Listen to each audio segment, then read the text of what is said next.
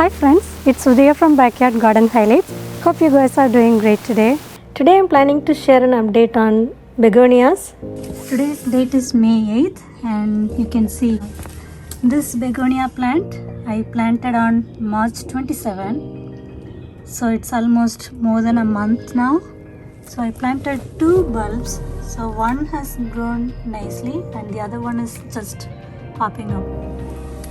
And the next one also planted on 3/27 and you guys see those has both put up nice leaf growth. And the third one, you see one has popped out and one it is just starting to come out. So what actually the thing that I learned is like this part actually I kept it inside as soon as I planted the begonia tubers. So it was inside the home throughout the month and I just took it out around end of April. You don't see much growth. These two, they actually were outside for 2 days and it was completely drenched out in the continuous rain. I was worried that they are going to rot and they don't come out, but thankfully these two parts came out nicely. So after 2 weeks they were sitting in the cold night. I brought them inside home around mid of maybe April and then end of April I brought them outside again. So I think both method, indoor and outdoor, work fine, but I think it's recommended to keep indoor 4 weeks before the last frost. Then only you get this growth. Otherwise I think they are just coming out now. So you see the same date, all the three planters, I planted the tubers on the same day. But you can see the difference in the growth. They came out pretty nice and they came out early and they're just popping out now. And this is our pansies. They are still looking gorgeous. Look at this guys. So now it's May 8th today and you still see nice blooms. Isn't this gorgeous guys? I'm so thankful to these flowers. They've been blooming for months and months. I actually purchased these from the clearance sale for $3 and they overwintered and I had bloom entire winter and now it's more than 3 months they are blooming very nice. And I have my little pot with grape hyacinth. They are going to seed. Maybe I'll be dedicating sometime this weekend so that they don't spend energy on seed producing. They just spend energy on making the bulb stronger. And you can see this is a nice rainy day today.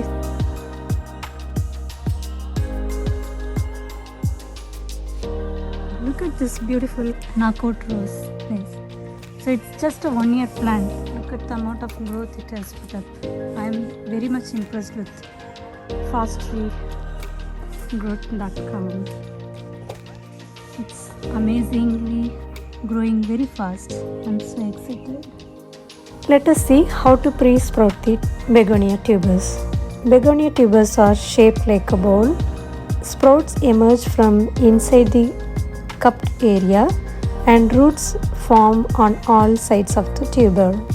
Most of the gardeners prefers to have them pre-sprout before planting them in the pots or garden. But I have actually directly planted them in the pot. Begonia tubers are susceptible to frost, so you need to keep them in 70° Fahrenheit with indirect light. Small red buds will appear within few weeks, followed by sprouts. Once they sprout, you need to wait until the last frost date is over because begonia tubers are sensitive to cold and they should not be put outdoors until the nights are above 50° Fahrenheit. For earlier blooms, start your begonias indoors 8 weeks before the last frost date. Plant the tubers 1 inch deep in moist growing mix and water sparingly. When the plants have 1 or 2 leaves, transplant them into individual 8-inch pots or combine several in a larger container. If you are planting directly onto the garden, Position these sprouted tubers about 5 inches apart and cover them with 1 inch of soil. Water lightly until the plants have several sets of leaves. Be careful not to overwater because they tend to rot. Let us look at the plant profile. The first thing any plant needs is light. So let's see what's the light requirements for this plant. Begonias are tropical plants, but their foliage and flowers can be damaged by too much sun, and they will not grow in hot, dry weather. The second thing for any plant is of course water. So let's look at what is the water requirements for this plant. Begonias need to be watered consistently, but between waterings, it's best to let the top inch or two of soil get dry to touch. Check begonias often during hot, dry weather. If the plants start dropping flowers or wilting, it means the soil is either too wet or too dry. Focus the watering so that foliage stays as dry as possible or can dry quickly after watering. Don't allow water to stand in saucers. Providing good air circulation and removing spent blooms and wilted leaves will help begonia plants stay healthy.